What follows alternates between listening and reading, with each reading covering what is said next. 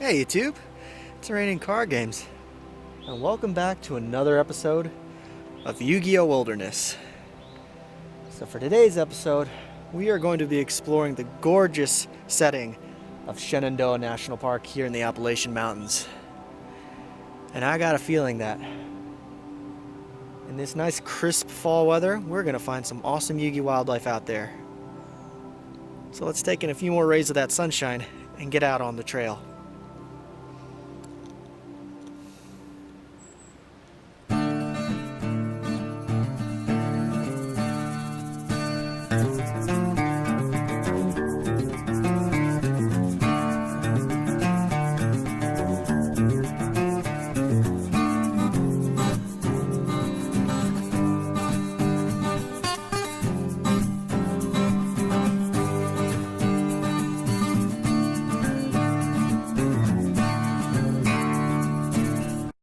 So as we trek through the beautiful Appalachian meadow scene, we should expect to find some Yugioh wildlife that you can only find up in the mountains.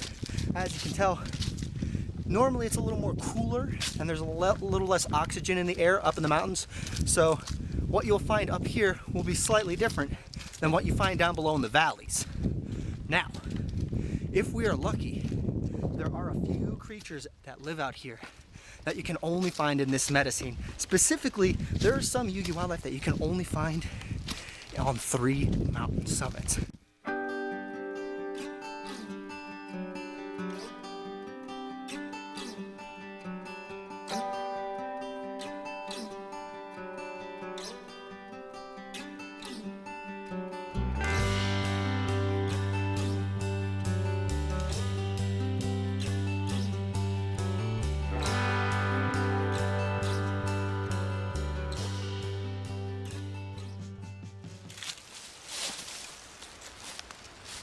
So now that we're entering the fall season of the meadow climate, you'll notice that a lot of the greenery is starting to go down and starting to fall off the trees. So this is crunch time for a lot of different species, specifically insect monsters, because they don't thrive well in the winter climate settings. So this is their crunch time to get their experience points, to stock up on their defense points and prepare for a long cold winter, and then they'll re-emerge in the spring meta. And you'll see this with a lot of Yugioh wildlife around here. It's sort of a seasonal set rotation where certain species will be in the meta for certain months of the year, and then they will go dormant and cycle out of rotation until the following year when the climate is more favorable. So it's a really interesting thing that you can see around here in the mountains. And to live out here, you got to have a lot of special defenses to protect yourself from more threatening Yugioh wildlife. So let's go ahead and put this little guy back.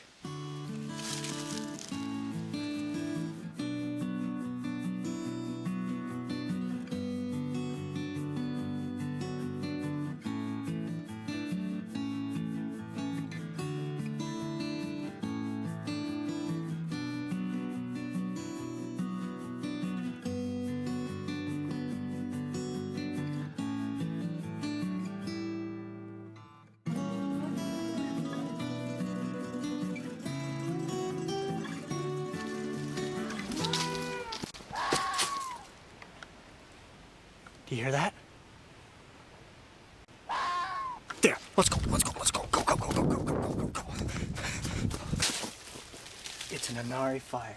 So we're not gonna get any closer just in case we don't want to spook this little guy. But this foxy little wildlife is incredible. I'm so happy that we're able to find this Yugioh monster out here. These guys love to roam around the forest. They like to pick on smaller Yugioh monsters that are easy to prey on. And this guy is not affected at all by the seasonal set rotation. So he will be active all year round, the fire in his belly burning strong. And he is just one of the many beautiful predatory Yugioh wildlife that we can find here in the park. Wow. Well, we will let him go about his business and let's keep on moving up the mountain.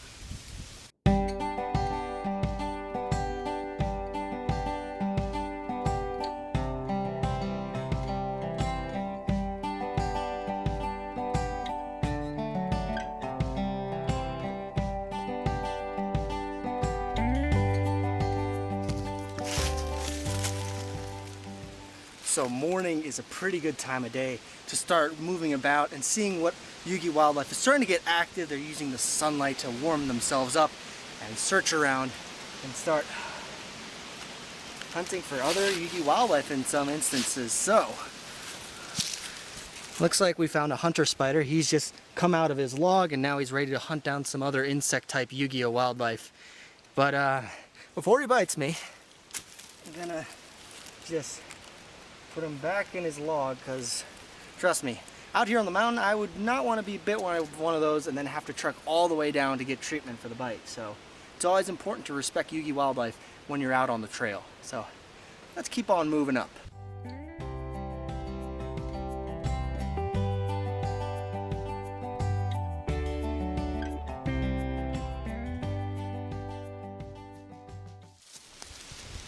Well, well, well. Aren't we lucky? So, Nimble Mamanga is usually a more nocturnal Yugioh species, but sometimes you can spot them around during the day, hanging out in the trees. These guys love to glide from tree to tree, and they can sometimes swarm in one area when there's a threat to another member of their same kind, but these guys are adorable. They love to skirt around. They'll go after nuts from the trees. Sometimes they'll even go after little insects that are scooting around, but I'm surprised we were able to run into one of these whilst we're still out in broad daylight, but we're gonna leave him on his tree because they are rather delicate, and I'd rather keep him in his natural area as opposed to try to handle him. See you around, little buddy.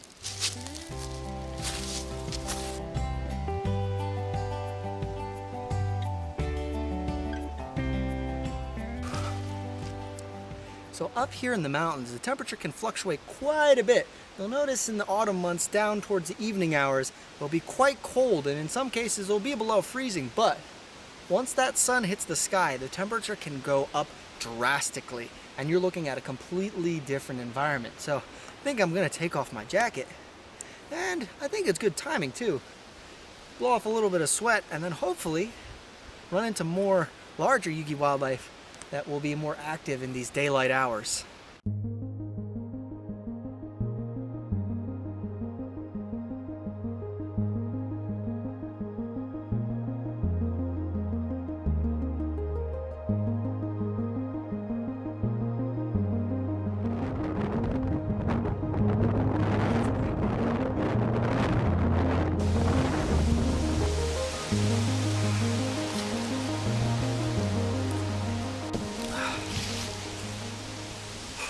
It's always a little bit worrying to see these guys. So Titanic moth can be quite a pest up here in the mountains, as their larvae like to eat a lot of leaf foliage, which can cause problems for other species that also use the forest. So you always got to keep an eye out for these guys, because they can be an infestation.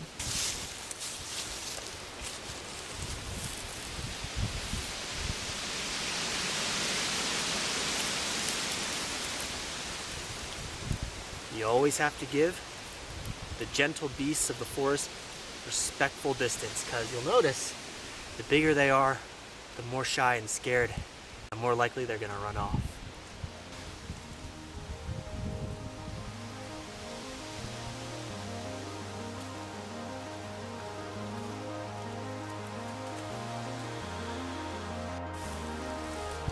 Let's keep moving.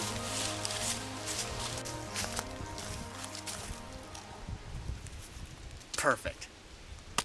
This is what we've been looking for. A nice, big, beautiful decaying log.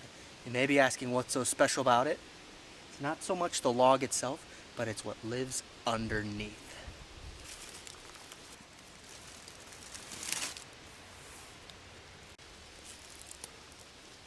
A Shadal squamata.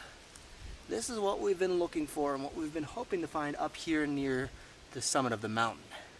These guys love to live under damp logs, roots, under rocks near spring heads up here on the mountaintop where it's nice and moist so that their skin can absorb the water, and they just take advantage of that. They'll eat all the critters that can crawl underneath these logs. They'll take advantage of the insect meta and use it to fuel its own self. But it is amazing to see these guys crawling up here because they're not that common. You can only find them on a few mountain summits here in the Shenandoah National Park. So I think we're really fortunate that we're able to find this guy, and they're not that many, and he is threatened, and currently you don't see him a lot in the meta scene, so we're really fortunate that we were able to find one under this log. But we're going to carefully put him back and let him go about his day. There you go, buddy. What a day so far. So that's going to do it for this episode of Yugioh Wilderness. But you guys know the drill. I'm not letting you out here without some real-life Yugioh Wilderness knowledge. Now, here in the beautiful Shenandoah National Park, we are lucky to explore these beautiful hardwood forests that are dominated by oak, birch, pine, different species of aspen, and it's a beautiful setting, and especially at this time of year in the fall when the leaves begin to change colors, when you have their greens, yellows, oranges, and reds. But like every ecosystem, there is always some threat. In most cases, it's caused by us. Now, I alluded to when we were out on our safari and we found a Titanic moth. In real life, Shenandoah National Park and a lot of the Appalachian Mountains are troubled by the Gypsy Moth, specifically their larvae. Now, the Gypsy Moth is originally a species that comes from Eurasia, and over there it has predators that can keep it in check. But over here, there are only a few species that actually will feed on the larvae, and when the larvae are left unchecked, they can decimate forests. I'm talking about defoliating an entire mountainside to the point where everything is dead and the forest is no longer productive and native species are choked out of existence. It is a pretty rough state, and they're right now the only real controls that we can manage on them are man-made controls. We cause a problem, we have to deal with the problem. But it's not all doom and gloom. There are some native species now in the Appalachians that are starting to begin feeding. Few bird species, but mostly we're looking at a few rodent species that are now learning that they can use the larva of the gypsy moth as a potential food source. And hopefully, with over time, these populations will gradually become more and more in check as these native species learn to use this invasive species as a food source. So that way, we don't have mass defoliation of the forest, because so many species are dependent on the leaf litter that falls from the trees down onto the forest floor, or the leaves themselves for native species of insect. Now, since we are in Shenandoah National Park, I have to mention a very special member of the community that lives here, and you can only find him on 3 different mountaintops in the entire park, and that is the Shenandoah Salamander. These salamander live closer up towards the summit of the mountain, where conditions are a little more rough, that other species of salamander, such as the redback salamander, can't compete with them. Because if you go to lower elevations, you'll notice that other species can outcompete the Shenandoah salamander. So it is stuck to the mountaintops. Now, this is both a blessing and a curse, because they live so close to the mountaintops, their habitat is extremely limited. They can only go so far down before they meet competition. Now, a threat that comes to them is the defoliation that is caused by gypsy moths and climate change, which unfortunately seems to be a reoccurring theme and threats all across the series. The reason that is because climate change causes the temperatures and everything to gradually warm up, making conditions more favorable up here on the mountaintop, meaning that other species can slowly encroach on the territory of Shenandoah salamanders. And in most cases, scientists have found that redback salamanders are more aggressive towards Shenandoah salamanders and will almost always outcompete them for resources. So gradually over time, we may lose this species if climate change is not addressed in ways that you can do at home and I can do at home, and that scientists can apply help to the population so that we can monitor them and help with breeding programs. But it's something that we all have to keep in the back of our minds, that a lot of species can go extinct in a very short period of time due to climate change. So if you decide to come on out to the Appalachians and enjoy the beautiful trails and scenery, always keep in mind you have to make sure you're thinking smart. You want to make sure that you're taking care of protocols if you're camping, like bear safety, making sure all your food is nice and secure, so that way you don't attract any unwanted wildlife, because trust me, bears will take advantage of your food, and in some cases you do not want to encounter a mama bear and her cub. But also, you guys just have to remember, be mindful of the trail, be safe on the trail, take only photos, leave only footprints. We want to leave our wildlife where it is, and that way we can just appreciate it from a distance. And if you're interested in the ecology, preservation, or any kind of research that is done here at Shenandoah National Park, I will leave links down below in the description. Or if you just want to learn about some of the cool animals that we talked about today, same thing, down below you'll find a plethora of links that you guys can go ahead and explore and learn on your own. But that is going to do it for me, you guys. I'm just gonna continue to walk around and enjoy the beautiful scenery, continue to hike and take it all in, and I will see you guys in the next video. Take care.